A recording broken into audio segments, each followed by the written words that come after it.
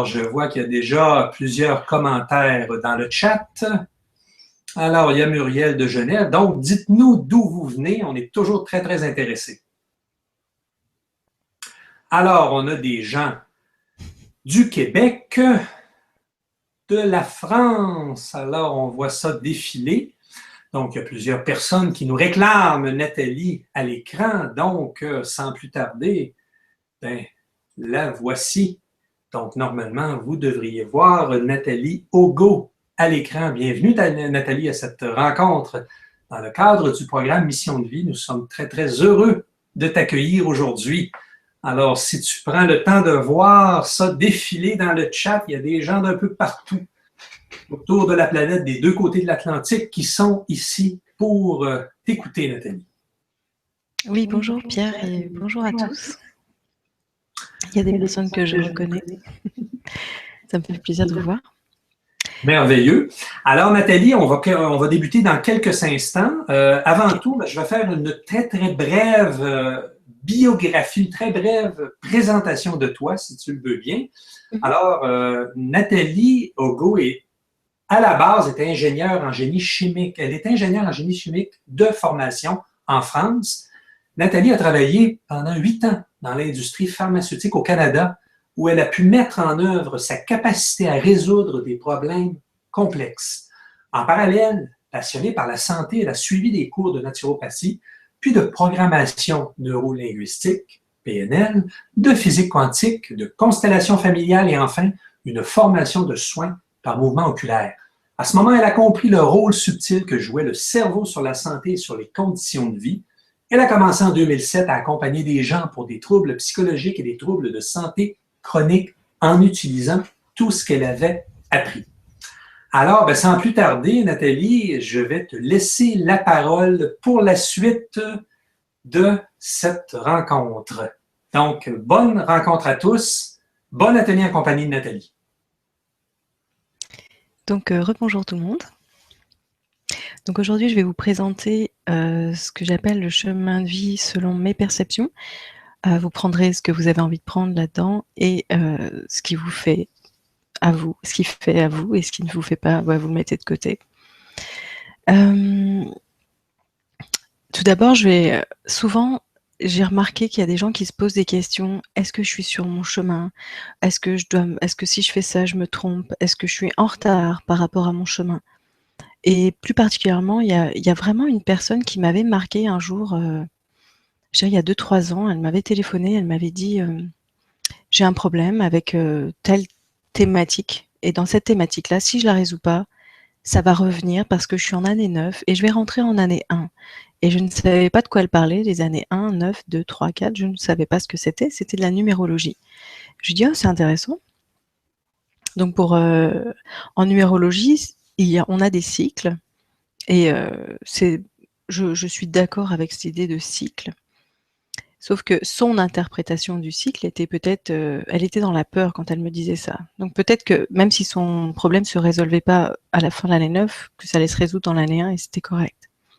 Donc la numérologie était vraiment un bon support pour elle et c'était parfait. Et c'est juste, après je me suis posé ces questions. Comment on peut considérer si on est en retard ou on est à l'heure dans notre développement? Tout simplement comme ça. Il y avait un autre événement qui m'est arrivé aussi en 2007. 2007 a été une année assez charnière pour moi. C'était, je dirais, je travaillais encore comme ingénieure, mais c'était vraiment une année où j'ai commencé à percevoir le monde différemment grâce à la programmation neurolinguistique, comme disait Pierre. Et là, je rencontre quelqu'un dans mon cours de naturopathie qui me raconte plein de choses. Et je le regarde, je me dis, mais qu'est-ce qu'il raconte ce jeune homme? Il venait de France. Et il me disait que tout ce qui était autour de moi n'existait pas. Et je me dis, mais comment il peut dire ça? Parce que on était dans le métro, en plus à ce moment-là, on discutait. Et je me suis dit, j'entends bien le son du métro, je vois le métro, je vais prendre le métro, je vais me rendre chez moi. Il me dit que ça n'existe pas et que je n'existe pas. Mais ça m'avait interloquée. Et je me suis dit, un jour je comprendrai. Alors les années passent et j'ai toujours cette idée en tête de ce qui n'existe pas. Donc c'est un petit peu pour ça que j'ai monté cet atelier. Ça a un lien avec le chemin de vie, la mission de vie. On parle d'une mission, on parle de faire quelque chose, d'être à sa place, et on parle de temps. Et peut-être que si on regarde cela complètement différemment, on n'a même pas de stress à se faire. Et je vais vous montrer pourquoi. Alors, je vais... Pierre, est-ce que tu peux mettre la première diapositive, s'il te plaît?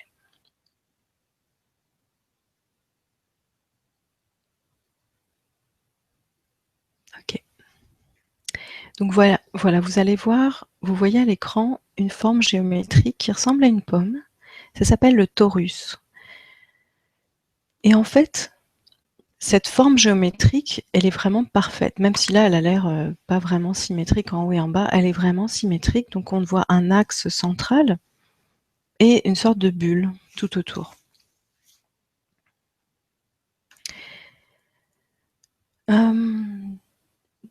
Ouais, donc voilà, pas mal. Donc là maintenant, Pierre, on va mettre la deuxième diapositive, toujours du torus, mais avec la lumière au milieu, s'il te plaît.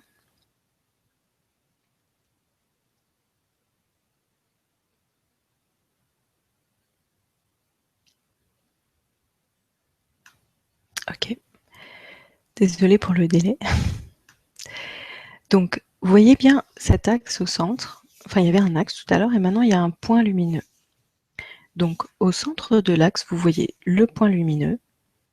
Ce point lumineux peut être représenté comme ce qu'on peut appeler Dieu, l'univers, ou le centre de l'univers plutôt, la source. On peut le nommer autrement aussi, dépendamment des religions ou autres.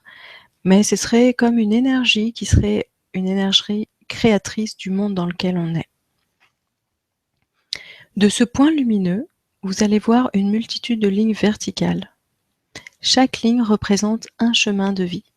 Donc, je pars du point lumineux, je vais vers le haut, je monte et je redescends et je retourne vers le point lumineux.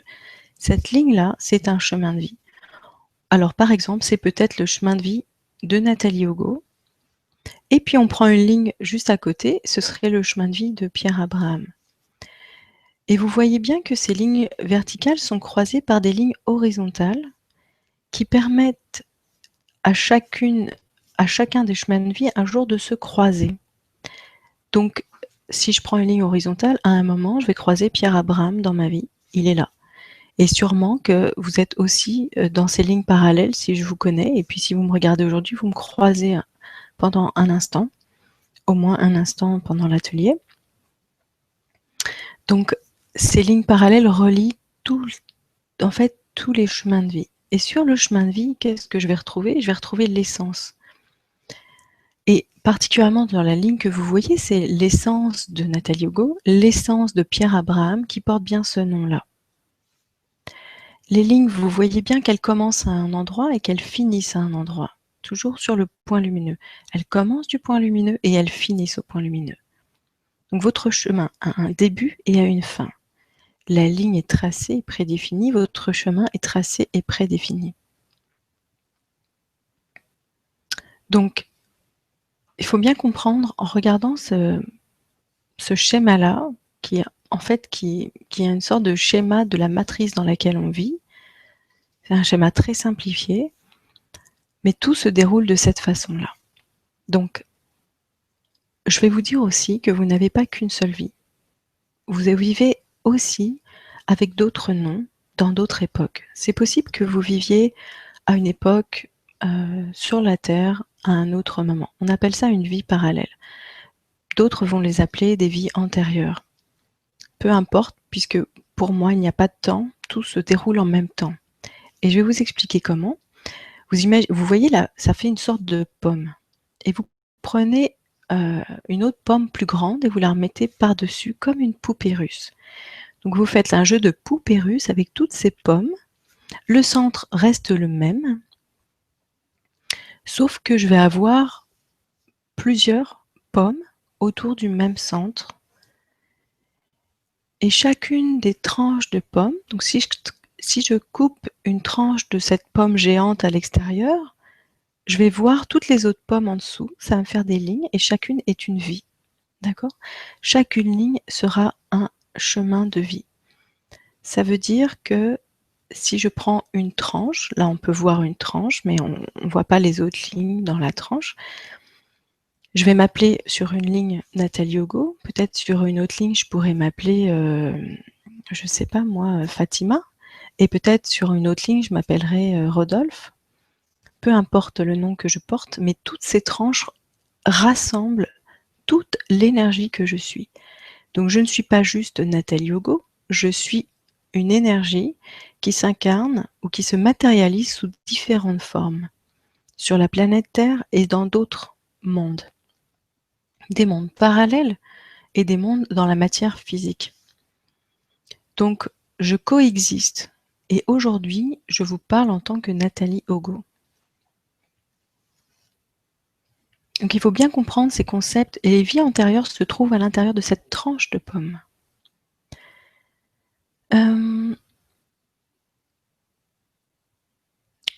Pierre, est-ce que tu peux mettre l'image du trou noir, s'il te plaît? Parfait, merci. Alors, quand j'avais préparé cet atelier, donc j'avais le torus en tête, et puis pendant que j'écrivais l'atelier, le mot trou noir apparaissait. Trou noir, trou noir. Je me suis dit, qu'est-ce que c'est ça? Un trou noir, oui. Alors je suis allée chercher sur Internet, mais qu'est-ce qu'un trou noir? Un trou noir est un objet où la gravité est si puissante que rien, pas même la lumière, ne peut y échapper. Le centre de notre galaxie est un trou noir autour duquel toutes les étoiles gravitent. Donc les étoiles, le soleil qui nous réchauffe, qui nous donne de la lumière, qui nous permet plein d'autres choses qu'on ne voit pas. Ce soleil-là est une étoile, et cette étoile gravite autour d'un trou noir. Et si je regarde bien le trou noir, je vois des champs aussi magnétiques, un peu comme le torus de tout à l'heure. Et là, ça me dit, oh, mais je viens de comprendre ce que j'avais entendu en 2007 et ce que j'avais pu lire aussi dans certains livres. Et là, je continue. Le trou noir, c'est une région où la matière, le temps et l'espace n'existent pas. Donc il n'y a ni matière, ni temps, ni espace. Chaque objet qui s'approche du centre du trou noir commence à s'étirer, se déformer en s'étirant. Il est absorbé et à l'intérieur de ça, il disparaît. Il disparaît, il n'a plus de matière, il n'y a plus de temps, et il n'y a plus rien à l'intérieur. Et tout est une forme d'énergie. Alors on peut le comparer à la source, parce que de la source, tout est émis. Je pense que ça va pour l'image. Pierre, tu peux me remettre à l'écran? Donc, du centre, de la source, tout jaillit, et tout se crée, et tout disparaît, et tout est absorbé. Et le temps n'existe pas à l'intérieur. Donc à l'intérieur du centre, il n'y a ni temps, ni matière, ni espace. Donc il n'y a pas une notion de distance. C'est un petit peu tout ça. Quand on s'approche de l'éveil, on réalise qu'au centre, tout ça n'existe pas. Et plus on s'éloigne du centre de la matrice, plus on s'en éloigne, plus on est pris dans nos croyances et dans nos vies parallèles et notre ADN et tout ça. Donc l'idée, à travers du chemin de vie, je vous amène tout ça. Parce que un chemin de vie, c'est pas juste ce que vous imaginez dans votre tête, je dois faire ça à telle date, ou je dois faire cela à telle date. Donc on a des beaux projets pour nous-mêmes, on en a beaucoup, selon notre conditionnement, selon nos croyances, selon notre ADN, selon la société dans laquelle on vit. Alors voilà, dans la société dans laquelle on vit, par exemple, je sais pas moi, dans certaines sociétés, peut-être en Inde, il faut se marier. Une femme peut pas vivre sans mariage, c'est pas possible. Donc c'est leur conditionnement. Et c'est comme ça. Et puis faut se marier avant tel âge. Je ne sais pas en Inde quel âge est le meilleur pour se marier, mais ça c'est nos conditionnements et notre mental. Et si on le fait pas, on a peut-être raté notre chemin de vie, mais c'est pas vrai. Je vous parle de mariage, c'est un exemple anodin, mais ça peut être d'aller à l'université, ça peut être de trouver un travail, ça peut être n'importe quoi. Parfois, on n'a pas de travail, on se dit, mon Dieu, il faut que je me dépêche. je suis en retard, faut que je vais manquer d'argent, peu importe. Il y a plein de choses autour de ça, hein, de tous ces conditionnements-là. Donc, ce qui est important, c'est de comprendre qu'on peut voir le chemin de vie de différentes façons. On peut le voir avec un niveau de conscience où on est esclave de toutes ces mémoires et de tous les conditionnements, et on peut le voir aussi, un chemin de vie, quand on est identifié au centre de la matrice. Et là, j'aimerais que tu mettes la 4e image, s'il te plaît, Pierre.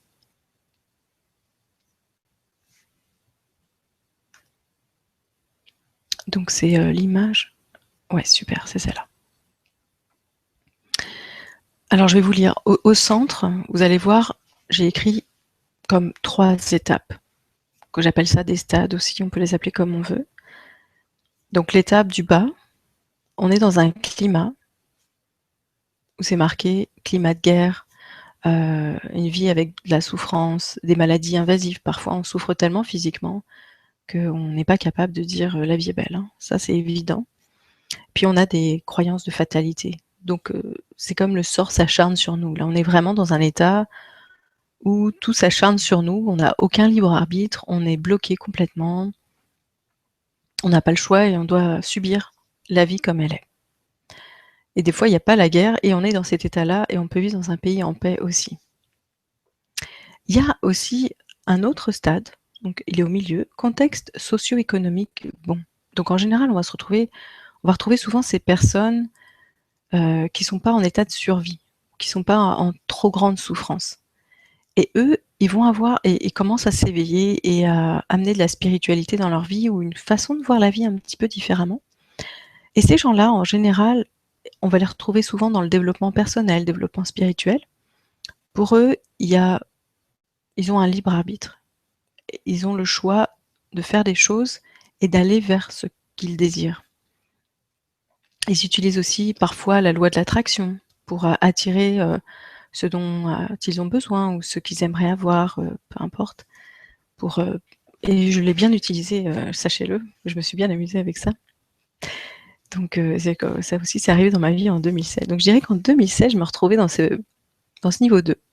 Donc j'étais en santé, j'avais un travail, puis je m'amusais à prendre des cours de naturopathie, de PNL, puis tout ça, tout le reste un petit peu connexe de physique quantique.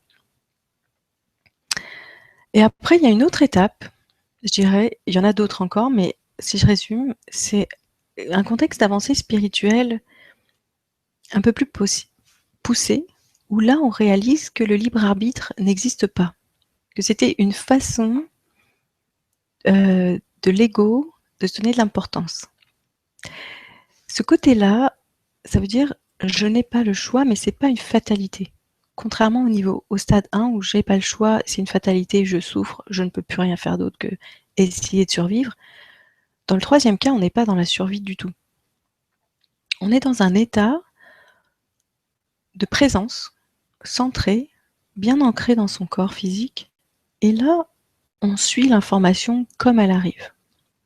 Alors c'est rigolo, et c'est là où on n'utilise plus la loi de l'attraction, c'est-à-dire que parce qu'on émane quelque chose de ce qu'on est, les choses arrivent vers nous sans qu'on fasse d'efforts. Mais on reste centré.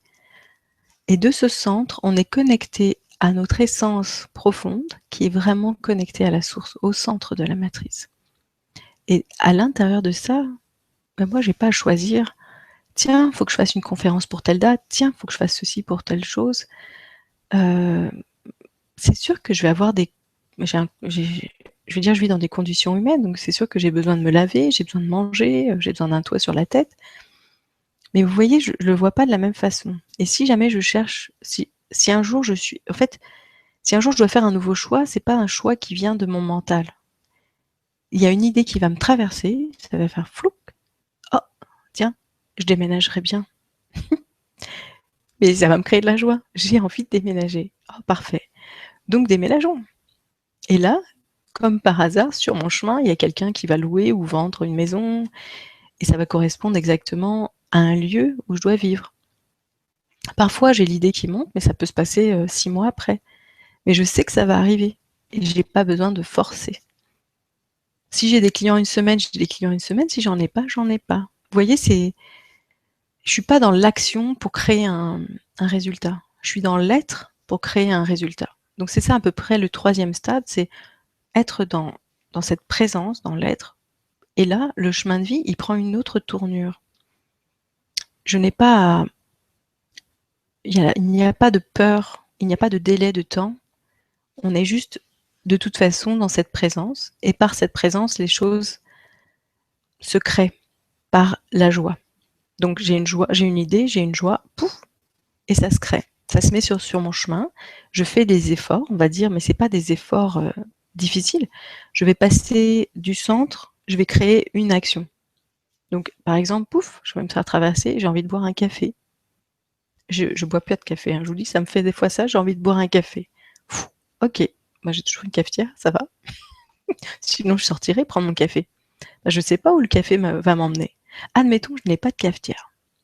Donc, je m'installe. Je suis dans un chemin de vie, là, je suis dans ma présence, je suis ici.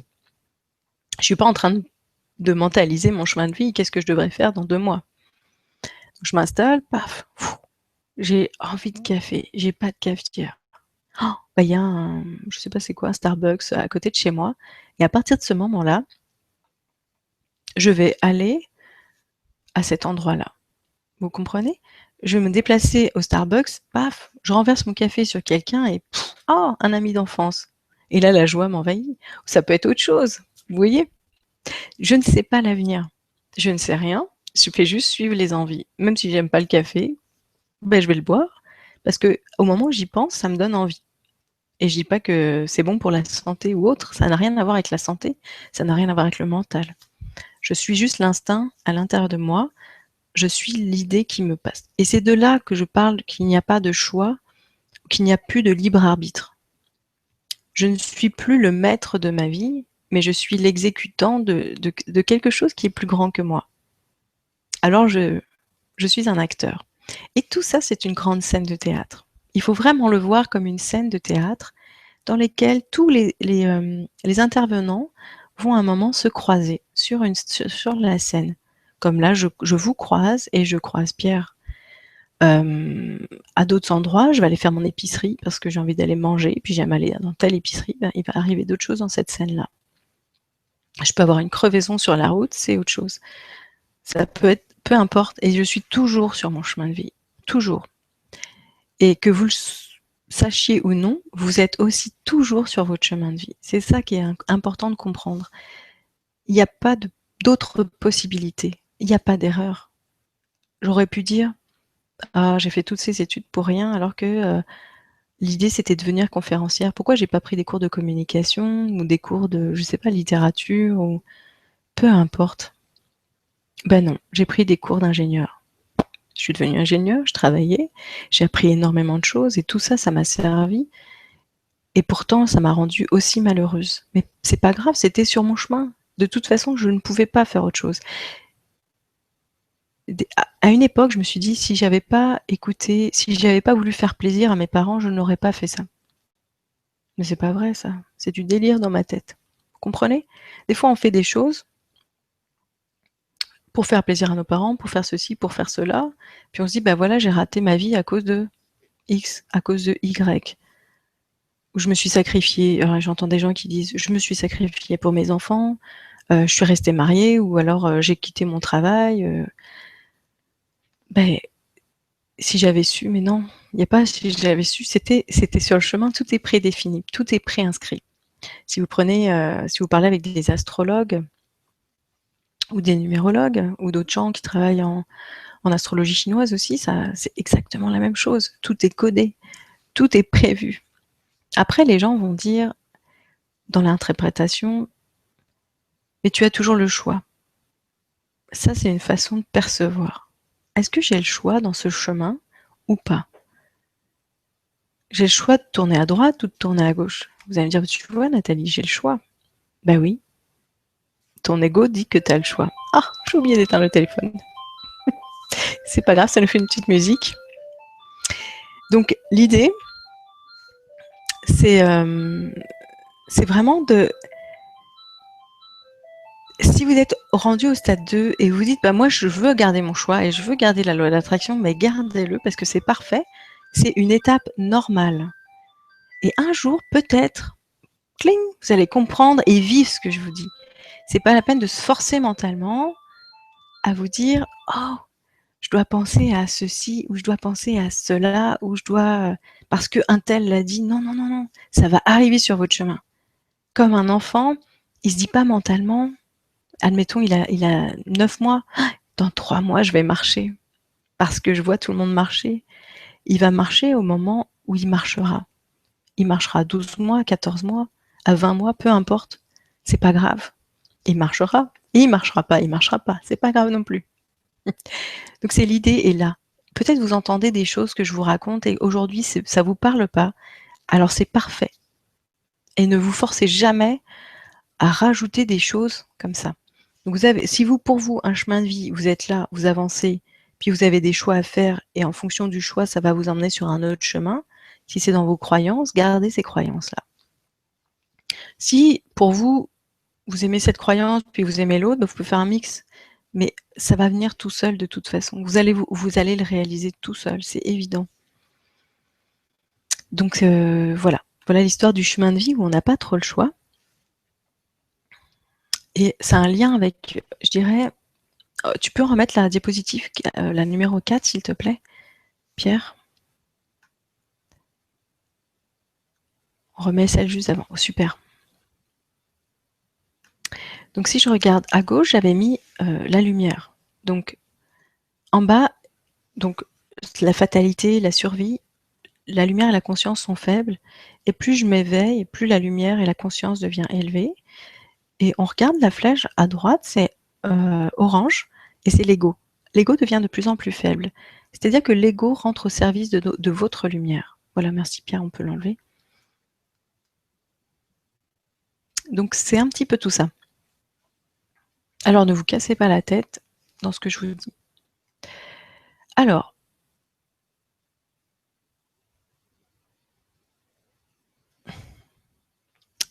maintenant, je vais parler un petit peu plus par rapport à l'éveil, par rapport à tout ça, et ce qui va vous limiter. Ce qui va vous limiter même dans vos choix de vie.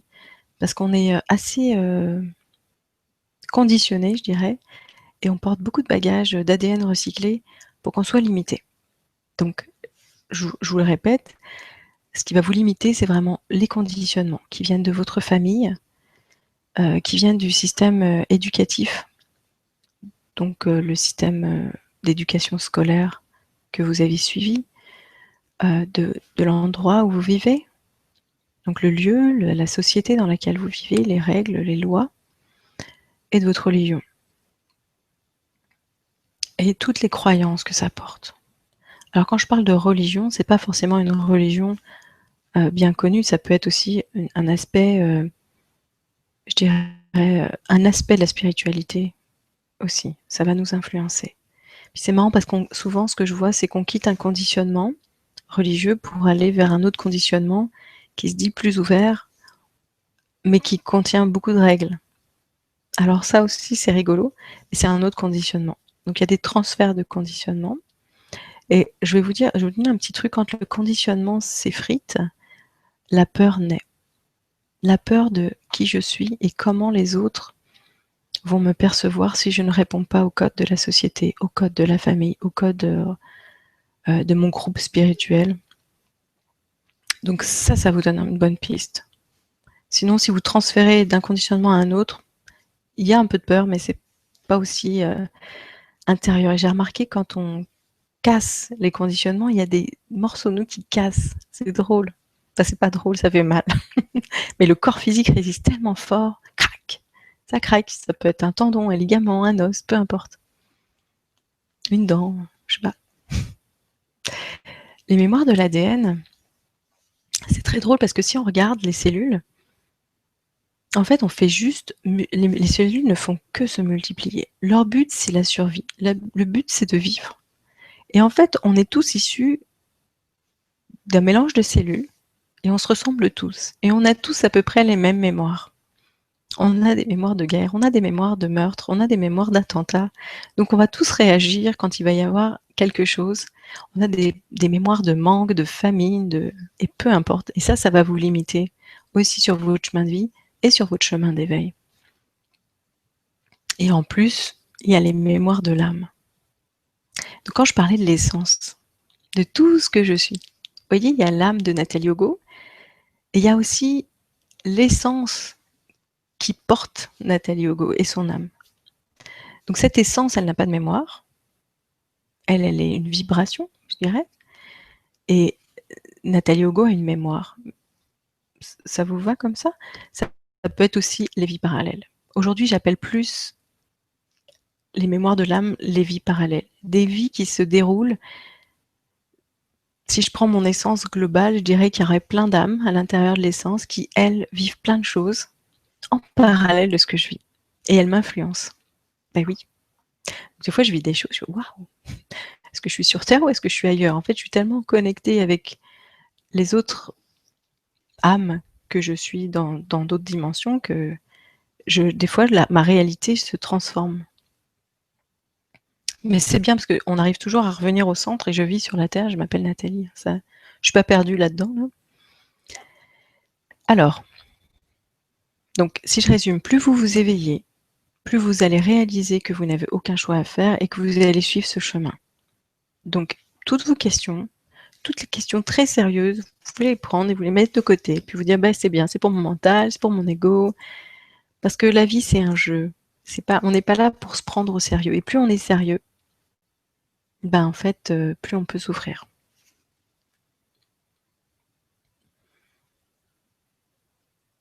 Alors, Pierre, on va mettre la diapositive numéro 5, s'il te plaît.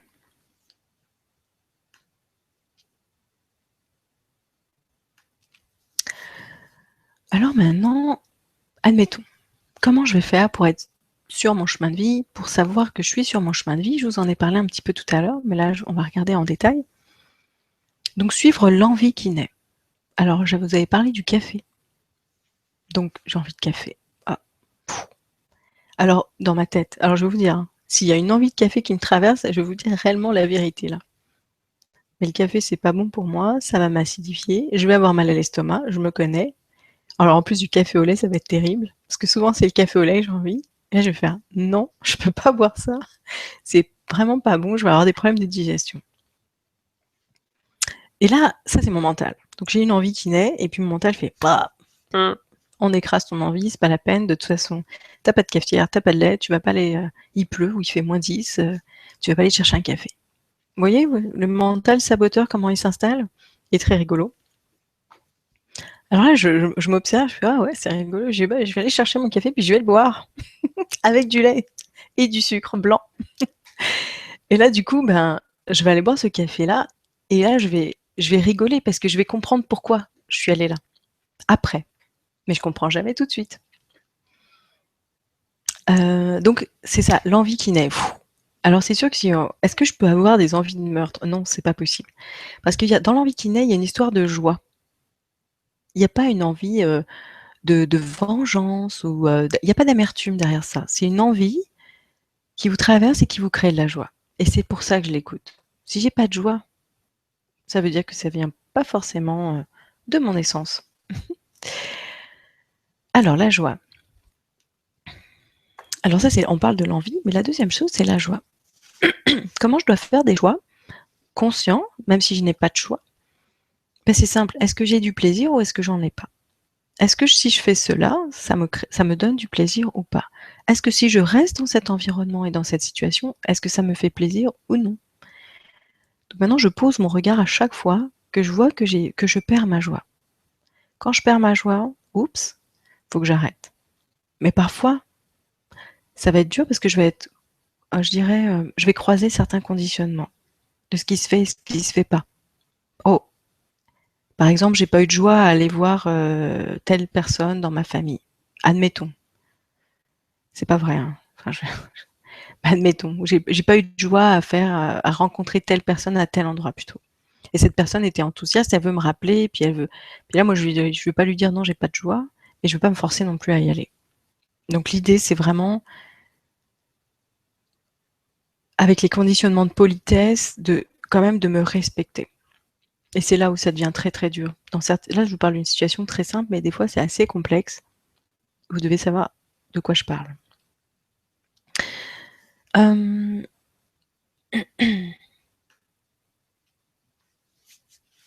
Ensuite, donc, je vous ai parlé du mental saboteur, c'est un peu ça. C'est mes conditionnements, mes croyances qui reviennent.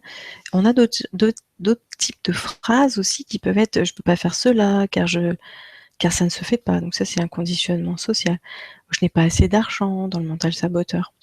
Je n'ai pas la formation pour le faire, pour me permettre de faire ce nouveau travail. Et si je me trompais, tout ça. Donc, ça, c'est notre mental saboteur. Donc, là, dans le point 3, c'est mais que vais-je faire avec mon mental saboteur? Évidemment, je ne sais pas. À la base, je ne sais pas. Par contre, j'ai développé, j'ai appris de certaines techniques tibétaines, comment, je dirais, transformer le mental saboteur, comment se conditionner autrement, avec des exercices assez simples que je vais présenter dans l'Académie Papillon, pour gérer le mental saboteur, ne pas l'écraser, l'accueillir, le respecter et je dirais se permettre d'être soi et d'aller plus loin, d'être de plus en plus libre. Le 4e point, c'est toujours de rester centré et aligné. Donc je reste au centre et je suis alignée avec l'essence que je suis. Donc Pierre, tu peux me remettre en ligne la vidéo. Donc rester aligné et rester centré, ça aussi, je vais l'enseigner dans l'Académie Papillon. C'est vraiment important. C'est, je dirais, la chose la plus importante, c'est de vraiment rester centré et aligné. Il y a des techniques pour ça.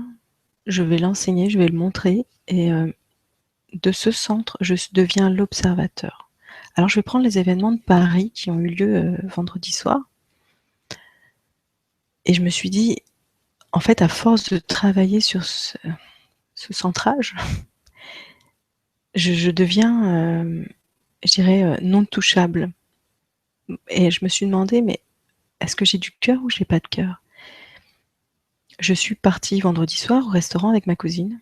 Elle est française, mais elle a grandi à Montréal, est allée à l'école française. Puis elle a un conditionnement scolaire français et elle se sent vraiment identifiée à la France. C'est très drôle.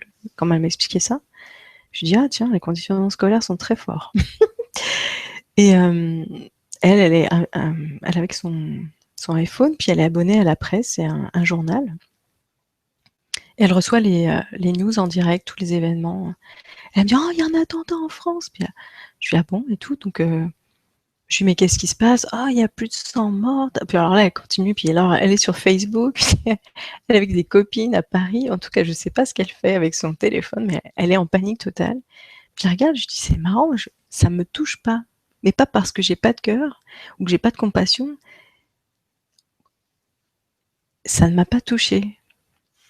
Et je me suis dit: «Qu'est-ce qui s'est passé?» alors que les événements de Charlie m'avaient touchée. Et suite aux événements de Charlie, j'ai énormément changé, justement au niveau de ce centre. Et là, j'ai compris que, waouh! Si je suis centrée et que je ne suis pas touchée par l'événement, je ne suis pas envahie par les émotions, je reste droite et je fais l'action juste et je dis la parole juste. Donc si j'ai quelque chose à faire ou à partager, au moment où je peux le faire, je vais le faire, mais je vais pas être sous la panique. Vous voyez? C'est ça, être centré. Donc ça n'a rien à voir. Je me suis posé la question, est-ce que je n'ai pas de cœur ou est-ce que je m'en fous? Mais non, je m'en fous pas des gens du tout. Ça, je m'en suis jamais. Pour moi, tous les êtres humains sont importants. Et c'est dur de vivre des événements catastrophiques comme ça, où il y a d'autres catastrophes dans le monde tous les jours là. C'est pas juste en France, mais c'est juste que si je reste centrée, je deviens compassion et l'action et la parole juste s'installent. C'est un petit peu tout ça, en fait, qui arrive après sur le chemin, quand on s'installe au centre. Et c'est là où vous êtes sur votre chemin de vie, vous êtes au centre et vous vous dites: «Mais que dois-je faire?» Alors si vous êtes identifié à la peur, vous allez faire des choses d'une certaine façon. Et si vous n'êtes pas identifié à la peur, vous allez faire des choses d'une autre façon. Vous allez faire de toute façon des choses. Mais l'idée, c'est d'agir sur votre chemin et de rester aligné et centré et d'avancer toujours centré. Ça vous empêchera pas, ça m'empêche pas des fois d'avoir des émotions. Vraiment, là, je vous dis pas que j'ai pas d'émotions. C'est juste que je ne suis plus identifiée ou mêlée à mon émotion. Je suis là et je m'observe j'observe l'émotion qui vient. C'est complètement différent. Et c'est là aussi dans l'Académie Papillon, je vais vous parler de ces techniques-là qui viennent à moi, je dirais, depuis janvier 2015. Donc, grosso modo, c'était pas mal ça. Au niveau de comment je peux faire. Comment je peux faire pour être sur mon chemin de vie? Si je résume, une idée me traverse, ça me donne de la joie. Je me permets de le faire. Je me permets de le faire en réfléchissant, mais sans prendre de risques, on va dire. Je vous demande pas de dire ah ben là j'ai suivi mon chemin et j'ai quitté mon travail, j'ai quitté mon mari, j'ai quitté tout, puis je suis dans la rue aujourd'hui, et puis tout va bien. C'est pas ça. Comme je dis, si je dois déménager, je dis ah je vais déménager, ça me crée de la joie, mais je pars pas tout de suite, je claque pas les portes, puis hop, je m'en vais de la maison.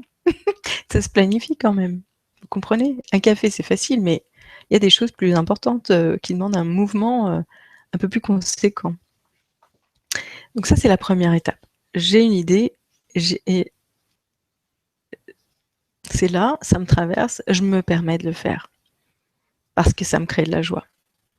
La deuxième chose, c'est je reste toujours avec ce qui m'amène de la joie. Si j'ai plus de joie à un endroit ou avec telle ou telle personne ou dans mon travail ou ceci ou cela, j'ai des choix à faire. On dirait que mon chemin de vie m'emmène dans quelque chose de différent. Il faut que je lâche l'ancien pour aller vers du nouveau. C'est le taux de joie qui va vous dire. Parce que tout est un cycle. Comme je dis à mes clients, tout est un cycle. Hein. En médecine chinoise, on le sait, là, on part de 0, on arrive, ça monte vers l'apogée, donc on est, hop, donc de l'hiver, on va monter au printemps. Après, on arrive à l'été où tout est à l'apogée. Donc on est super emballé, on est dans la joie extrême, c'est extraordinaire, ce qu'on vit, c'est parfait. Et à un moment, il y a le déclin qui arrive. Donc on arrive à l'automne. C'est-à-dire que ce qu'on a trouvé peut-être super n'est plus valable aujourd'hui. Et hop, on ferme le cycle sur l'hiver où on quitte cette chose-là. Ça peut être de l'éducation, ça peut être avec des personnes, ça peut être n'importe quoi. Tout est un cycle. Donc il faut se dire que si j'ai eu beaucoup de joie à un moment, c'est pas forcément que j'aurai de la joie tout le temps. C'est juste temporaire. Et donc la joie se calme, et là ça veut dire que je dois aller ailleurs. Oh, il faut que j'aille chercher quelque chose d'autre qui va m'amener de la joie. Et donc il y a le mental saboteur, évidemment, qui nous empêchera d'aller vers notre joie, qui est lié à l'ego, à nos peurs, à toutes nos souffrances, et qui lui va nous retenir. Et donc là, il va falloir être, je dirais, un bon observateur, et de savoir si c'est un mental saboteur et d'où ça vient, puis de se permettre de l'accueillir. Et la dernière étape, c'est de rester centré et aligné. Ça vous permettra vraiment, c'est le comment je fais pour être sur mon chemin de vie sans souffrance, on va dire, en limitant les tiraillements. J'ai bien dit limiter, hein, en limitant les tiraillements. Alors, voilà. Donc, là, ce que je voulais aussi vous partager, c'est vraiment de comprendre que peu importe les choix que vous faites, conscients ou inconscients, ou par peur, ou par conditionnement, vous êtes de toute façon sur votre chemin de vie. Vous n'avez aucune raison de vous sentir coupable de quoi que ce soit. Vous n'avez aucune raison de regretter, parce que c'est toujours parfait à chaque moment. Même si des fois, vous dites quelque chose, je dirais, de déplacé, le plus important, c'est de ne pas être dans le jugement, je dirais. C'est ne pas dire des choses déplacées. Oui, je l'ai dit, et alors, qu'est-ce que je fais avec? Juste être responsable et savoir vous observer, avoir de la compassion envers vous, parce que plus vous allez vous juger, plus vous allez être aigri et moins heureux, et plus les autres vont vous juger. C'est juste ça. Donc, sur votre chemin de vie, vous allez faire des choix. Vous avez déjà fait des choix et vous allez continuer à en faire. Le plus important, c'est de ne pas vous juger dans tout ce que vous faites.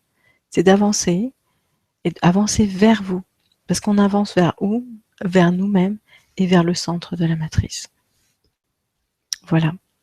Donc, je suis ouverte pour vos questions. C'est Pierre qui va me les lire, parce que sinon, je vais passer du temps à essayer de regarder mon écran. Oui, bien sûr, Nathalie, si tu permets, avant de passer à la période de questions, je vais remettre à l'écran, je crois que j'ai réussi à grossir un peu les caractères du PDF que les gens avaient un peu de difficulté à voir. Donc, peut-être me dire si c'est meilleur à l'écran maintenant. Je crois que c'est effectivement, c'est plus lisible un peu. Alors, je vais le laisser quelques secondes à l'écran, Nathalie, et en même temps, ben, je vais me permettre de dire un peu quel sera ton apport dans le programme Mission de vie. Alors, Nathalie, tu vas nous proposer 2 ateliers pour nous permettre d'avancer sur notre chemin et d'être dans notre mission de vie. Alors, tout d'abord, je crois que tu vas aborder le mental saboteur qui s'exprime souvent comme je ne peux pas faire cela car ça ne se fait pas, ou je n'ai pas d'argent, je n'ai pas de formation pour y parvenir, ou des éléments comme comment savoir si ce que je choisis de faire vient de mon cœur ou de mon mental. Alors, c'est plusieurs questions que tu vas aborder, je crois, Nathalie. Hein? Oui, exactement. Donc, on va travailler sur ces questions qui vous turlupinent. Et en même temps, je vais vous montrer des outils. On va faire des exercices. C'est toujours basé sur des choses simples que tout le monde peut faire. Il y a quand même des notions de méditation dans les exercices. Mais vu que je guide les gens, en général, ils rentrent assez vite en méditation quand je les guide. Donc, ça va aller. Donc, ce sera des exercices simples, basés, donc, comme je disais, sur des techniques tibétaines pour vous permettre de ne pas rester à l'intérieur du mental saboteur.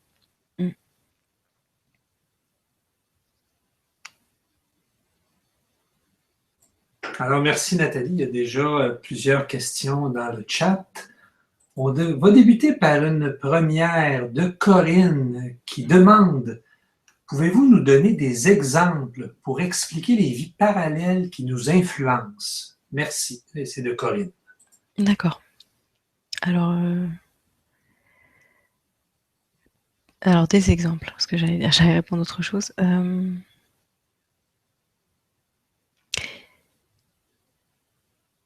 Des fois, alors, vie parallèle et vie antérieure, ça peut se ressembler, d'accord?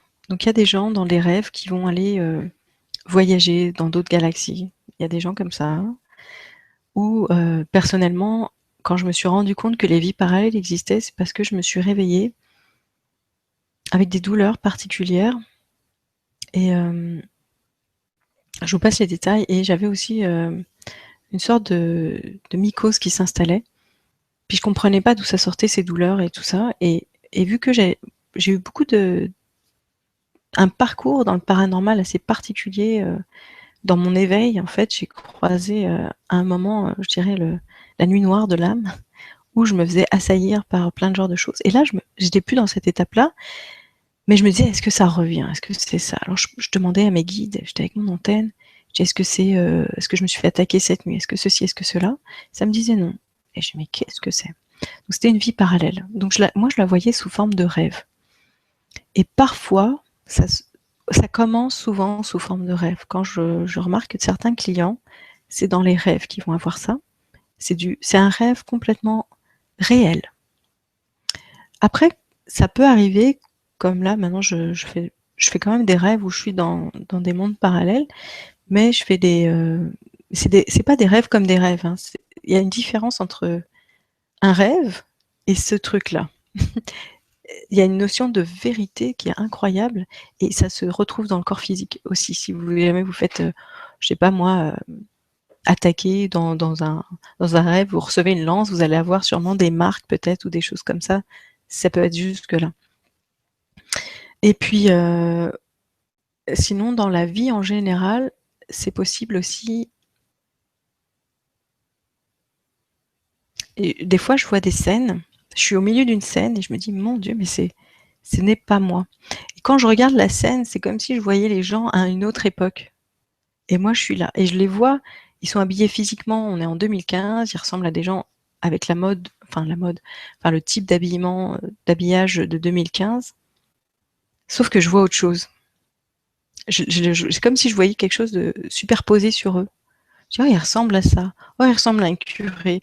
Oh, il ressemble à ceci» et là, je rentre dans la enfin, j'entre en interaction avec ces gens qui m'entourent. Ça peut être même mon conjoint ou mes enfants, hein, ça m'a fait ça avec ma fille. Je fais: «Ah, c'est drôle», puis et là, la conversation qui part, ça n'a rien à voir avec le monde d'aujourd'hui. Je dis: «Mais qu'est-ce que c'est que ce truc?» Donc en fait, c'est que j'étais en même temps là et en même temps, il y a quelque chose qui se déroulait dans un autre monde parallèle et on peut l'appeler une vie antérieure aussi. Donc c'est comme vous le voulez, prenez la définition qui vous intéresse. Voilà. Merci Nathalie. Alors, autre question de Philippe maintenant, qui demande, vous parlez de mémoire d'ADN, comment une cellule peut muter et donner une maladie, Nathalie? Alors, c'est Philippe, hein, c'est ça? Oui, c'est une question toute simple, qui est peut-être pas Oui, si oui, non, simple mais je que vois ça. qui c'est. Ok. Je dirais que c'est une vibration. Donc, je vais prendre deux cellules, donc deux gamètes plutôt, qui vont se rencontrer. Il y a votre essence qui se matérialise sous forme de différentes âmes. Donc, il y a une âme qui vient s'incarner pour vivre telle expérience. Et parfois, les âmes s'incarnent pour vivre une expérience, pour aller aider les autres âmes qui sont peut-être coincées dans une autre dimension. C'est très rigolo, ça aussi. Et là, dans la vibration qui est créée par l'essence, dans la vibration de l'âme, cette âme porte un message. Et ce message est vibratoire. Et ça arrive au niveau des cellules. Donc ça va activer ou non certains champs dans l'ADN. Je dirais que c'est comme ça. C'est comme ça que je le perçois. Il y a comme des choses qui sont activées ou pas activées en fonction d'un message qui est apporté par l'âme. Pas apporté, mais que l'âme porte. L'âme porte un message.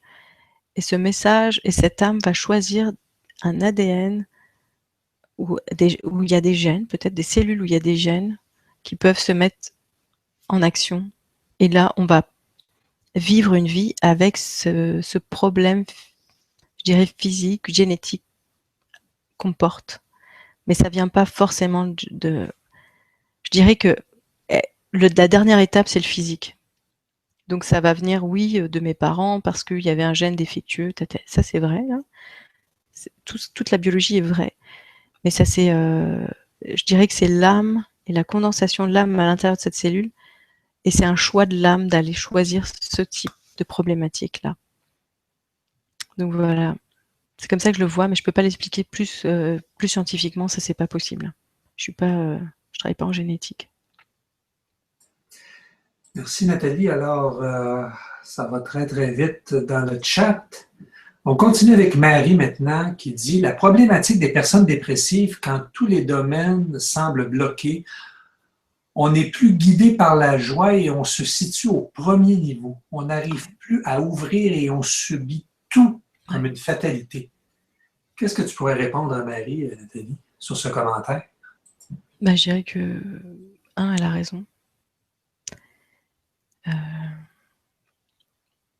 Et la seule chose, voilà, la seule chose que je dis, je suis passée par là, hein, je sais très bien de quoi je parle, de la souffrance extrême, que ce soit physique, émotionnelle, mentale, dépression. J'ai quand même une sacrée vie, ça se voit pas là. J'ai pas l'air d'être marquée, mais je peux vous dire que je suis passée par plein d'étapes dans ma vie depuis mon enfance.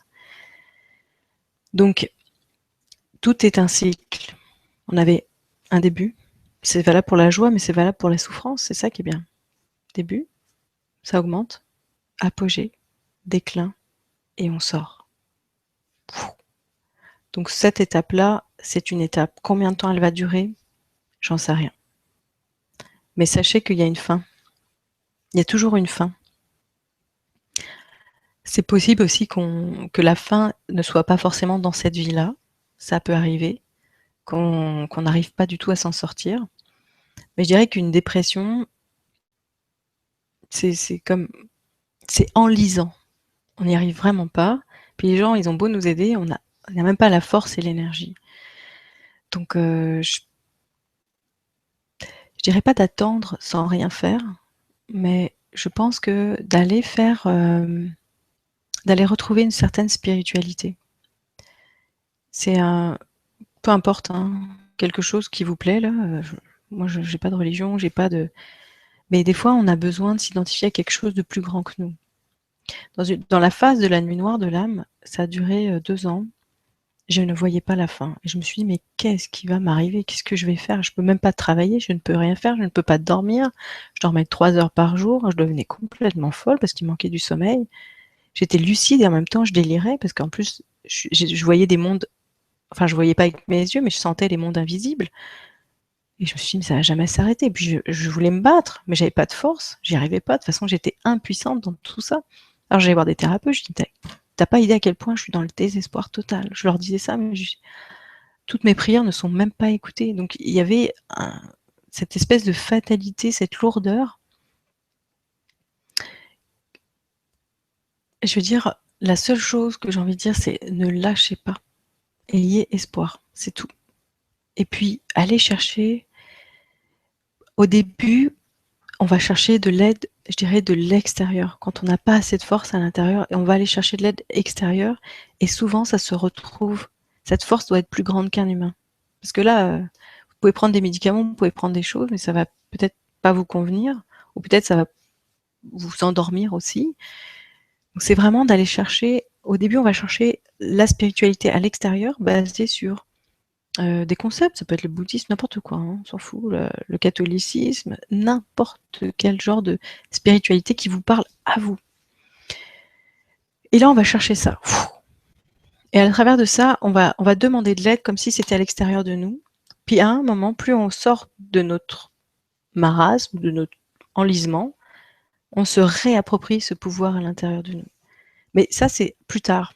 Donc en attendant, la première chose que je dis, c'est aller chercher de l'aide, soit au niveau thérapeutique, enfin, surtout au niveau thérapeutique, et au niveau de la foi, croire en quelque chose de plus fort et de plus qui pourra venir vous aider. Voilà. Merci Nathalie. Il y a Nadia maintenant qui te demande comment observer son émotion. Je sais pas. Un petit peu, hein? Oui, je sais, mais j'ai pas de comment.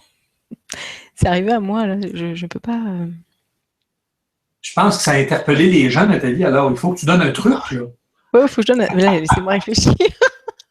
Je me suis Oui. pas posé cette question. Ça va peut-être aider pour le mental saboteur. Tiens. Eh ben, ah oui, voilà. C'est évident. Ben, je suis au centre. Je peux pas être autre chose que ce que je suis. Quand je dis je peux pas être autre chose que ce que je suis, c'est à partir du moment où votre axe, en fait, vous avez 2 axes. Avant, je me basais sur un seul axe, l'axe vertical. Puis j'ai une amie de Perpignan, tiens, parlant Pierre, un petit clin d'œil, qui m'a parlé d'un axe horizontal qui se croise au niveau du plexus. Et c'était il y a 2 ans ou 3 ans, puis je me dis ouais, c'est quoi cet axe? Je sais pas trop à quoi il sert. Et là, j'ai compris, en fait, quand ces 2 axes se croisent au niveau du plexus, mais vous êtes inébranlable. Vous n'avez même pas à vous poser la question de comment, c'est naturel. C'est comme si vous me disiez, mais comment tu fais pour aller aux toilettes, pour faire pipi?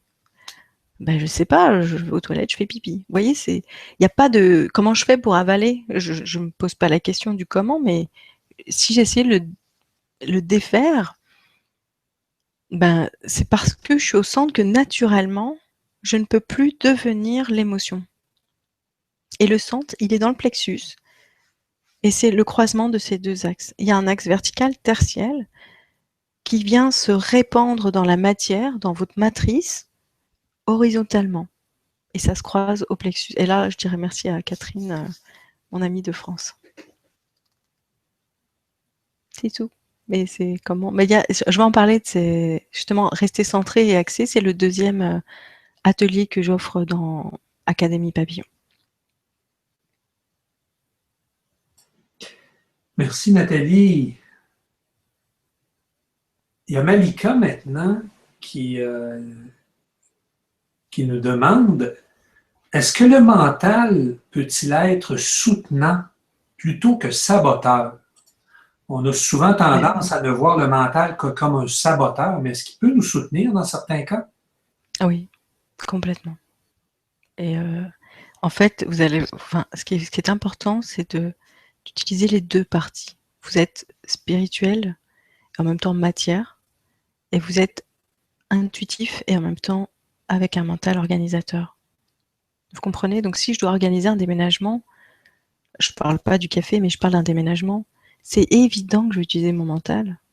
Je dois parler. Déjà, juste le fait de parler, c'est mon mental. C'est la partie du cortex. Il faut que je planifie mon déménagement. Il faut que je trouve un camion de déménagement avec des déménageurs. Il faut que je trouve un nouveau lieu. Il faut que je téléphone. Donc ça, c'est le mental aidant. Et il est très utile. Donc, on a les deux parties et les deux parties vont travailler conjointement. J'ai mon intuitif et mon mental qui vient organiser. L'équipe est parfaite. Marie-Michel qui se demande si ses rêves sont des vies parallèles, mais elle mentionne que tu viens juste d'en parler. Elle dit aussi, mes rêves sont tellement réels et je rêve toutes les nuits. Ouais. Ben, sûrement. S'ils sont vraiment, vraiment réels, c'est possible. Et les rêves ne sont pas nécessairement toujours des vies parallèles, Nathalie. Non, pas du tout. Mais elle, quand je dis il faut que votre rêve ressemble à une réalité, que vous confondiez si vous êtes réveillé ou en sommeil, quoi. Vous comprenez? On ne peut pas savoir la différence. C'est quand je ne peux pas connaître la différence parce que c'est tellement réel. Je suis assis, là je pourrais dire, je suis dans une vie parallèle. Je suis assis sur une chaise, je la sens, je parle devant des gens et tout ça. Puis d'un coup, je me réveille, je suis dans mon lit. Mais là, vous voyez cette sensation de réalité que je vis là, présentement avec vous, bah, c'est la même chose dans mes rêves, quand c'est une vie parallèle. Merci pour ces précisions, Nathalie. Il y a Wanda maintenant qui demande comment interpréter les peurs qui nous paralysent, Nathalie. Alors, ça tombe bien. Je fais un atelier sur les peurs, là. C'est marrant. Enfin, c'est pas un atelier, mais une séance de soins de groupe. Les peurs, c'est des parties qui manquent d'éveil. C'est tout. Donc, comment interpréter les peurs ou d'où elles viennent? C'est à un moment où je crois que je suis limitée. Dans tel contexte, je me sens limitée, et là, c'est la peur embarque. C'est juste ça, la peur. Ça veut dire, si je me sens limitée, c'est que je ne suis pas pleinement l'essence que je suis à ce moment-là.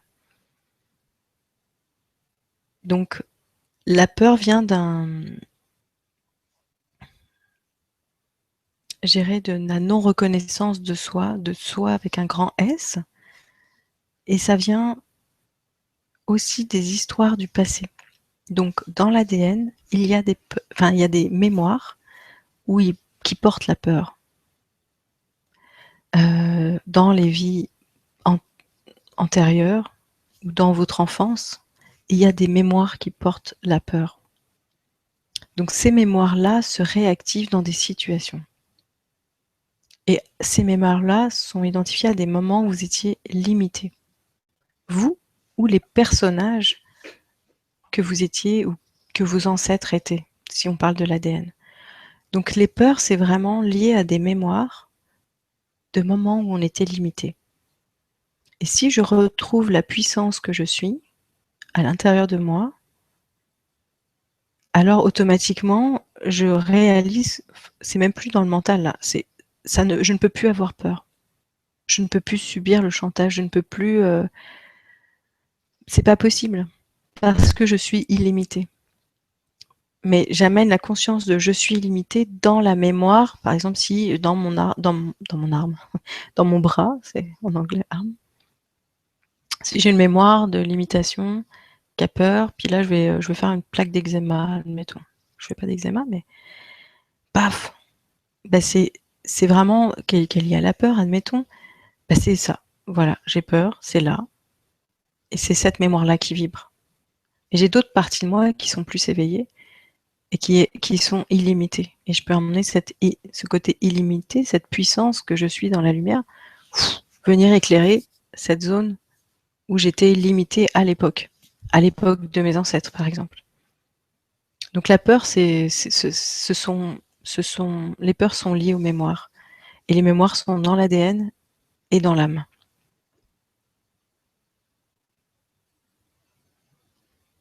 J'espère que j'étais claire. Sûrement, la personne pour nous demander des précisions dans le chat, quoi qu'il y a beaucoup de questions. Hein. Je pense que tu as une thématique qui fait énormément réagir Nathalie.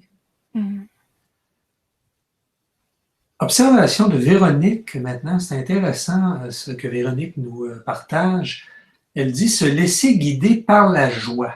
Comment différencier la joie qui provient du mental, c'est-à-dire des satisfactions liées à nos croyances, et la vraie joie qui provient du cœur, c'est-à-dire celle qui est liée à notre mission de vie?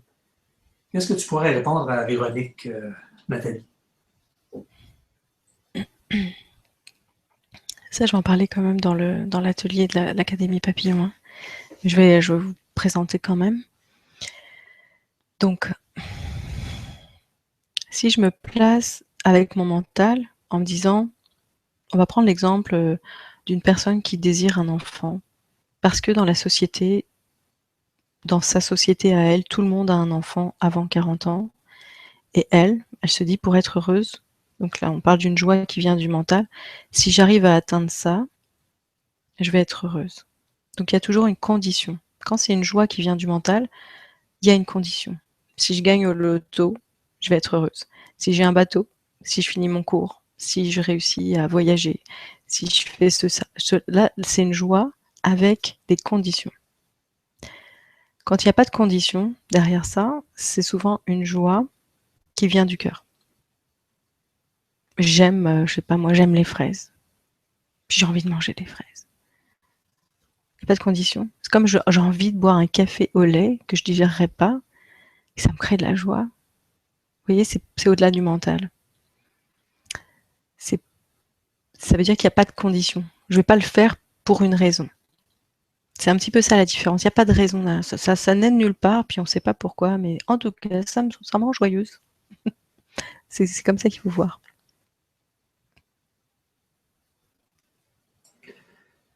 Nathalie, il y a une question qui revient à plusieurs reprises dans le chat. Je vais résumer avec celle de Marie-Noël qui demande comment gères-tu le décalage que tu dois ressentir avec certains proches ou avec des amis qui ne sont pas au même niveau d'éveil? Mais je ne vois pas de décalage. Alors, c'est le regard que je porte. Et c'est marrant parce que cette question, une amie m'a posé la question, mais comment tu fais Je lui dis, tu sais, chaque personne est belle. Si tu la regardes et que tu lui fais parler de quelque chose qu'elle aime et qui lui donne de la joie, tu vas voir comment elle est belle. Elle me dit, ah ouais?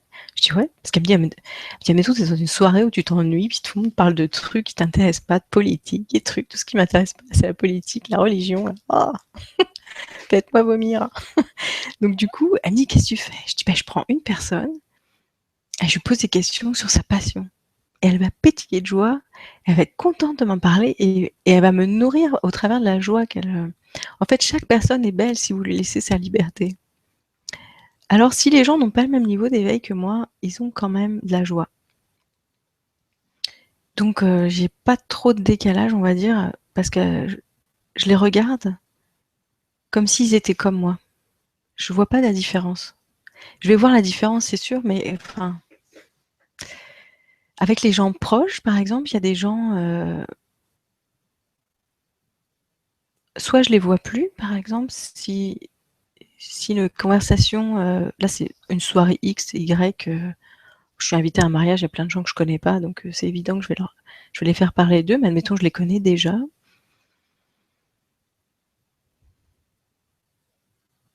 Je sais pas. S'il y a trop de décalage par rapport à mes perceptions, ou si j'ai l'impression que ces personnes sont, je dirais, négatives, ou j'ai pas de joie à partager des moments avec eux, alors je vais arrêter de les voir. C'est tout. Oui, Nathalie, il y a Luc, effectivement, qui en ajoute, mais je pense que tu as un peu répondu. Il dit, quand les relations avec des amis ou même son propre enfant, lorsque la relation est rompue, on doit laisser aller afin d'avancer? Bah oui. Enfin, je veux dire, C'est pas quand je dis toujours, ben c'est oui, pas toujours facile. non, c'est ça, quand je dis ben oui, c'est pas facile, mais il y a pas, pour moi, il y a rien de rompu. C'est juste un passage. C'est marrant parce que les gens conçoivent les choses de façon permanente. Et c'est pas permanent, c'est juste un passage. Pendant un temps, je ne fréquente plus cette personne. Que ce soit mon fils, que ce soit mon mari, mon parent, ou peu importe. C'est un temps, mais c'est pas, je raye pas de la carte cette personne de toute ma vie. C'est un passage, tout est un cycle. Je vis un cycle, il vit un cycle. À un moment, on est en dissonance. Ben, on est en dissonance. Et à un moment, on continue notre cycle chacun, puis paf, oh ben on se rejoint. Mais je veux dire, il n'y a rien de permanent, il n'y a rien de. C'est juste temporaire. Donc quand je sens qu'il n'y a plus de joie avec telle personne, c'est peut-être je ne vais pas la fréquenter pendant un certain temps, puis d'un seul coup la joie me retrans. Ah, j'ai envie de l'appeler, tiens. Oh. Et ça ne veut pas dire que je l'ai mis de côté pour toute ma vie. Non. Donc c'est vraiment des passages. Il ne faut pas le voir comme permanence. Ça pourrait être permanent sur le bout de chemin de vie qui vous reste à vivre, mais ça peut être, vous allez vous réincarner, et puis ça va revenir, vous allez retrouver cette personne, puis vous allez être les meilleurs amis du monde. Parce que votre phase, elle va se remettre en route à ce moment-là. Mais il n'y a rien de permanent. Rien du tout. Donc si vous avez rompu un lien avec votre fils, moi je dirais, s'il est rompu, ça veut dire que derrière, il y a une idée de blessure, du rejet, quelque chose qui n'est pas réglé à l'intérieur de soi. Et là, on est obligé de rompre pour arrêter de souffrir. Mais si je suis dans l'idée de, il y a quelque chose où je suis pas en harmonie avec telle personne, j'ai pas besoin de rompre. J'ai juste besoin de continuer mon chemin, et à un moment, on se recroise ou on se recroise pas, et peu importe. Il n'y a pas de. Souvent dans l'éveil ou dans les transformations à l'intérieur, il y a la grande blessure qui revient, c'est le rejet. Et ça, c'est. On se retrouve tout seul parce que tous les gens qu'on fréquentait, ils nous voient changer, puis on ne correspond plus à ce qu'ils attendent. Donc, on va être rejeté et on va les rejeter pour pas souffrir. Et eux, ils veulent pas souffrir, donc ils nous rejettent. Donc là, allez travailler les blessures de rejet. Parce que le but, c'est d'être libre. C'est d'être libre. Et d'être libre, ça veut dire ne plus porter des fardeaux. Donc, rester à l'intérieur de vous. Puis, allez hop, je vais creuser dans mon rejet. Ok, cette personne est parfaite, elle m'a rejeté, c'est parfait.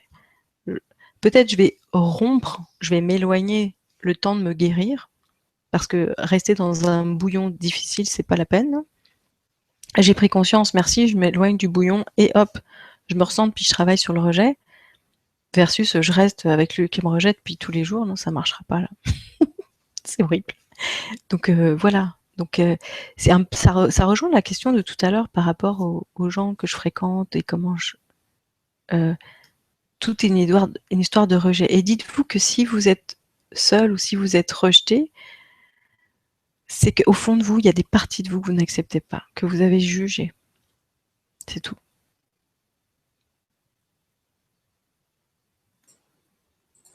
Merci, Nathalie.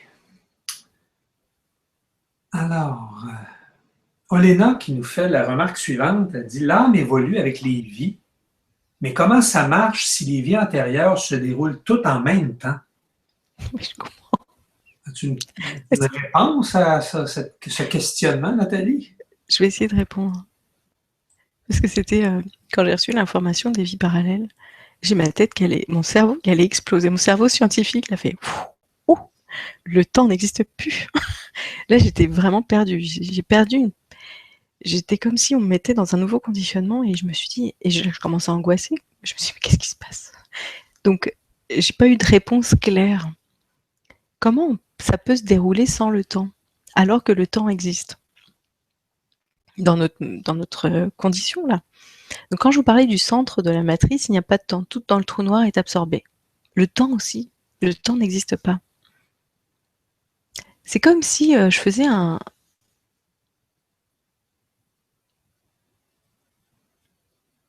zoom sur une période de vie, et là le temps, c'est comme si la matrice, je vais la zoomer, la matrice en tant que telle, elle est, et on ne voit pas les détails des mouvements, on ne voit pas les détails des gens qui existent, qui jouent les scènes. C'est un ensemble, c'est le grand torus là. Et puis, si je me mets à zoomer, plus je me rapproche, plus je vois des choses qui bougent, et il y a le temps qui apparaît. Donc, c'est pas très clair encore, parce que pour moi, encore là, je vous assure que cette affaire de temps, je ne l'ai pas encore complètement intégrée dans mon corps là. J'ai du mal à être dans ma matière, avec un nom, avec une date de naissance et une date de mort, donc il y a du temps, avec des horaires, et versus ce que je perçois. J'ai pas encore fait le lien clair pour me dire comment je peux être là et en même temps être, je veux dire, avoir 120 ans ou avoir 2 ans, en même temps que je suis là à vous parler et que j'ai 39 ans. Je n'arrive pas à comprendre. Mais je sais que c'est là, parce que je l'ai vu et je l'ai senti, mais je peux pas vous dire comment ça se fait. Le comment là, je sais pas. C'est au-delà de ma conscience aujourd'hui. Je pourrais même pas répondre. Mais je sais que ça existe, ça c'est sûr.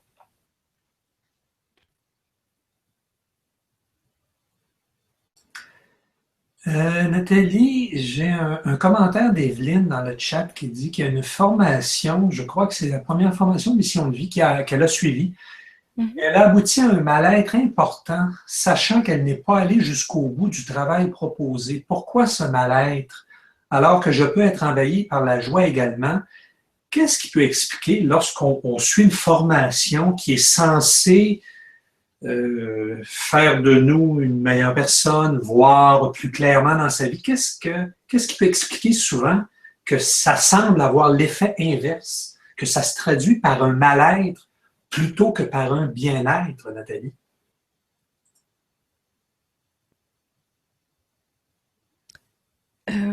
Soit, il y a plusieurs possibilités, hein, il n'y a pas jamais une seule réponse, en plus c'est drôle. Donc, soit la formation n'est pas appropriée à la personne. Alors je vais vous donner un autre exemple de gens que j'ai connus qui suivent le cours en miracle, les enseignements du cours en miracle, et qui se forcent à prendre des concepts à un niveau de conscience très élevé, à les intégrer à leur niveau de conscience. Admettons, ils sont au niveau 2, ils prennent des concepts du niveau 3 et ils les intègrent. Il y a un mal-être, ils en perdent, elle me dit, j'ai plus de joie, j'ai plus ceci, j'ai plus cela. C'est parce qu'ils ont utilisé leur mental pour prendre un modèle et se l'intégrer à l'intérieur de soi. Ça, c'est possible. Est-ce que ce modèle me convient ou non? Ça, c'est une possibilité. Mais il n'y a pas que ça. Parfois aussi, c'est possible que ça vient réveiller des mémoires, de peur, des choses comme ça. Et c'est une phase de... Je dirais, si on creuse au fond de nous et qu'on réalise qu'on est loin, qu'on croirait, parce que c'est pas vrai en plus, qu'on croit réaliser qu'on est loin de notre mission de vie, et ça nous crée je dirais un gap, en français, c'est un écart conséquent entre ce qu'on croit devoir être et ce qu'on est. Vous voyez? Admettons si ce qui me donne de la joie, ce serait de me séparer de mon conjoint, puis de changer de travail, puis ceci. Donc pendant que je fais les exercices, c'est ça qui me créerait de la joie, mais j'ai des conditionnements et des peurs qui font que je peux pas quitter ni mon travail ni mon mari. Admettons. Ben là, j'ai un gros mal-être qui va arriver pendant les ateliers. Vous comprenez?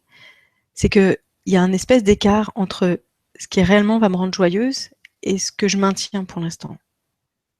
Qui me rend pas joyeuse, mais qui me permet de vivre et d'être dans la survie. Et là, plus je fais les exercices, plus j'angoisse, plus mon ego, plus il a peur, parce qu'il va tout perdre. Il croit qu'en perdant ça, il va pas retrouver la liberté, mais il va trouver quelque chose de fatal. Alors il veut pas se rapprocher de ça. Donc ça arrive aussi dans le développement personnel ou spirituel, où les exercices sont assez forts pour nous mettre un espèce de mal-être intérieur, parce qu'on se rapproche de quelque chose et qu'on doit quitter quelque chose d'ancien. Donc quitter quelque chose, un schéma qu'on connaît sécurisant, ça crée plein de perturbations physiques, émotionnelles, dans tous les cas. Il y a énormément de résistance qui se place. Donc, ayant vu l'énergie d'Antoinette, moi je pense que ce qu'elle enseigne, c'est vraiment juste et c'est vraiment, je veux dire, c'est pas trop ou pas assez, vous voyez, comme l'histoire du courant miracle, on essaye de poser ça, puis elle n'est pas dans je force, hein, elle est dans quelque chose, elle est dans la juste. Donc, ce qui est juste et bon pour moi, c'est là. Donc elle est assez, je dirais, équilibrée dans ses propos, dans sa façon d'enseigner, que je pense pas qu'elle était dans le premier groupe, mais je pense plus que c'est des résistances à l'intérieur de vous, des peurs qui se manifestent et qui vous bloquent. Parce que si vous avancez, vous risquez de perdre, c'est une croyance, vous risquez de perdre gros, mais vous ne risquez rien en fait, hein. Ça c'est dans notre tête.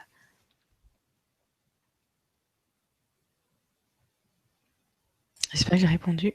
Merci Nathalie. Il y a Daniel qui a posé plusieurs questions dans le chat et une de ces dernières mentionnait comment me guider au mieux quand même. Daniel nous dit le mental saboteur est souvent à l'œuvre. Il y a toujours des conditionnements limitatifs à défaire et souvent des impressions d'interférence d'autres vies. Alors, comment on peut en arriver à voir la lumière au bout de tout cela? Mais tous les comment que vous me posez, c'est vraiment dans les exercices que je vais faire dans l'académie. C'est, il y a une technique, je vais vous donner une petite piste quand même. Allez. Il y a un exercice que je faisais, c'était le yoga du rêve tibétain. Le yoga tibétain du rêve, excusez-moi, parce que je l'ai en anglais dans ma tête. Donc, dans ces exercices-là, on utilisait donc le rêve pour continuer à ouvrir la conscience et l'éveil, amener plus d'éveil dans notre conscience pendant qu'on dormait. Et durant le jour, on faisait des exercices. Dans ces exercices-là, il y avait un exercice qui m'avait marqué. On devait faire un exercice pour se recentrer. On se recentrait et à l'intérieur du centre, j'entendais un son, par exemple, un écureuil qui court dans les feuilles. Et là, je me disais, ceci est comme un rêve. Et je revenais. Je buvais une petite gorgée, hop, je sentais et je faisais ceci est comme un rêve. Et donc, en fait, on crée un nouveau conditionnement. Comme je vous ai dit, souvent on passe d'un conditionnement à un autre. On crée un nouveau conditionnement qui réussit à nous détacher c'est des exercices à faire. Si vous le faites, il fallait le faire 5 à 10 fois par jour. Donc, je vous donne le truc. Et à un moment, j'ai fini par réaliser que, waouh, mais c'est vrai que ceci est comme un rêve. Le monde, c'est juste une pièce de théâtre. Et là, je pouvais voir aussi que moi, dans la pièce de théâtre, j'avais des conditionnements. Où j'avais ceci, où j'avais telle croyance. Où là, j'étais, c'est comme si quelqu'un me disait quelque chose, c'est comme s'il m'avait trahi. Je sais pas. Donc là, je m'observais, je vivais les émotions parce que j'étais pas encore dans le centre. Et puis, au fur et à mesure, à force de travailler sur moi, au fur et à mesure, je me rapprochais de mon centre. Dans ce centre, au niveau du plexus. Donc, ça, c'est un des comment. Et l'autre, c'est le centre. Encore le centre. Je vous assure. En fait, j'ai parlé à un moment, je crois que j'avais fait avec vous une conférence qui s'appelle l'enracinement, je pense. Et là, j'explique les étapes de l'éveil. La première étape, c'est l'enracinement, c'est la condensation de votre énergie dans la matière. Et la deuxième étape, c'est je me centre. Et c'est vraiment, c'est très clé, je me centre. C'est une clé très importante. Donc, je me centre et je sors, je travaille avec mon mental pour créer un nouveau conditionnement pour sortir de la matrice. Voilà comment. Merci Nathalie. Alors, ça fait déjà près d'1h30 qu'on est ensemble. Je vais prendre encore 2 questions avant qu'on termine cette rencontre. Marie qui demande comment quitter son costume de victime d'un hier, c'est-à-dire sa victime dans le passé dont on se sent encore coupable d'avoir été si petite et si faible. Qu'est-ce que tu pourrais conseiller à Marie pour qu'elle quitte ce costume de victime? Si elle a encore le costume de victime, c'est sûrement qu'elle a encore des mémoires qui portent cette information-là. Donc en fait, c'est travailler sur les mémoires. Quand on travaille sur les mémoires, on peut le travailler avec, en fait, plein de types de thérapies amènent à travailler sur les mémoires. Donc il faut qu'elle continue son chemin. Donc à continuer je dirais, à se libérer de ce genre de mémoire-là. Puis à un moment, ça va faire flou, ça s'arrête.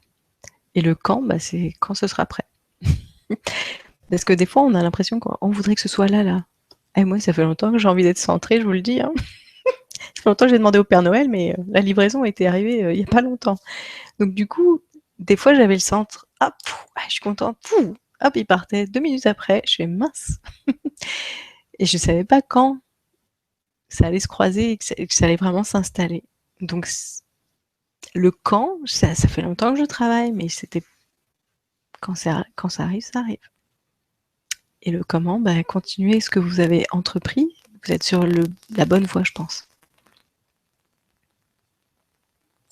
Merci Nathalie. On termine avec Mylène qui pose une question très claire. Mylène nous demande si j'ai un chemin de vie qui est déjà défini. À quoi sert la loi d'attraction? Elle existe.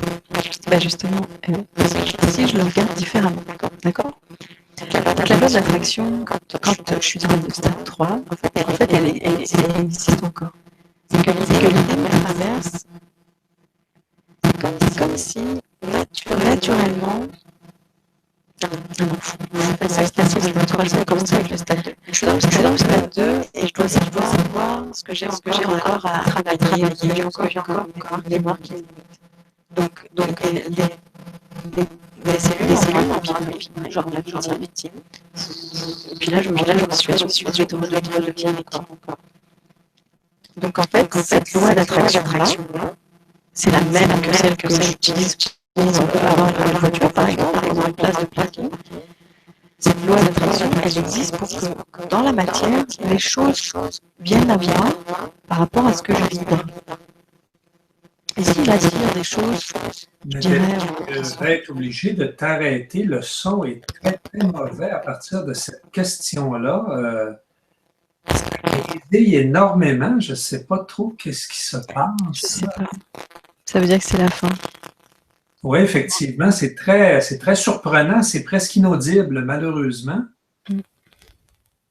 Alors, vas-y encore, voir si c'est mieux. On essaye? Oui, tu vois, ça semble être revenu. Ok. Alors, je te demanderais peut-être de résumer à partir du début, parce que vraiment, le début était inaudible. Ok. Alors, si je résume. Nathalie, si tu permets, je vais reposer la question et on va couper pour l'enregistrement. Oui. Yann qui demandait si j'ai un chemin de vie défini et précisé. À quoi sert la loi d'attraction, Nathalie? Oui. Donc, la loi de l'attraction sert vraiment ce que je vibre. Je vais attirer ce que je vibre. Donc, si je vibre la victimisation, ou que je suis victime, ou des mémoires, je suis victime, je vais attirer des bourreaux. Ok? Ça va me permettre d'avancer sur mon chemin de vie. Donc, je vais chercher, tiens, je suis victime encore, donc je vais travailler sur le côté victime. Donc, la loi de l'attraction, il faut la voir de cette façon-là aussi. Donc, sur mon chemin de vie, elle va me donner des guides, des panneaux. Tourne à droite, tourne à gauche, fais ceci, fais cela. On n'est pas forcément tous rendus à un état d'éveil où ce que je suis, je vais le vibrer. Donc, si je suis au fond de moi, je sais pas moi, toute puissance, puis que je suis, je sais pas, complète plénitude, je vais attirer des choses complètement de la plénitude. Mais si je suis rendue là dans mon chemin de vie, si je suis rendue dans un chemin de vie où je suis victime, je vais attirer ça. Donc, c'est vraiment des panneaux qui vont nous guider. Tourner à droite, tourner à gauche, va tout droit. Continue à faire ça, non, arrête. C'est un petit peu, il y a la joie qui est un panneau, mais il y a en même temps la loi de l'attraction qui va mettre dans la matière physique une scène de théâtre dans laquelle je vais me retrouver pour avancer vers quelque chose, en me libérant de certaines choses. Voilà. Merci Nathalie. Alors, ça a été beaucoup plus clair cette fois-ci. Donc, je remercie à tous d'avoir été présents en grand nombre. Alors, plusieurs personnes nous ont posé des questions quand elles auront lieu, les ateliers de Nathalie dans le cadre du programme Mission de vie. Ben, il y aura plusieurs détails dévoilés d'ici la fin de la semaine prochaine. Donc, surveillez bien vos courriels. Il nous reste encore 3 activités en live la semaine prochaine. C'est un rendez-vous. Et ben, Nathalie, j'aimerais te laisser le mot de la fin pour clore cette rencontre. Merci encore une fois. Et je te laisse le micro pour le mot de la fin. Ben, merci Pierre. Écoutez, je pense que quelles que soient vos questions, à l'intérieur de vous, je veux dire, ces questions vous amènent un côté sérieux. Alors, regardez un enfant à peu près de 5 ans, regardez-le jouer et regardez-le où la vie le mène.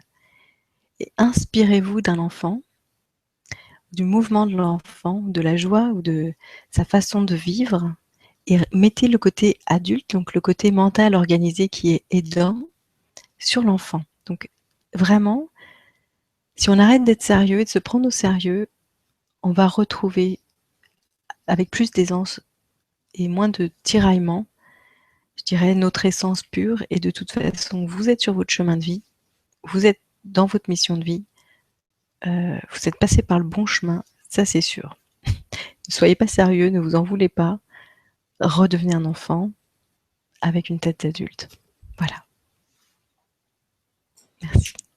Merci Nathalie. Merci à tous d'avoir été présents et à une prochaine rencontre.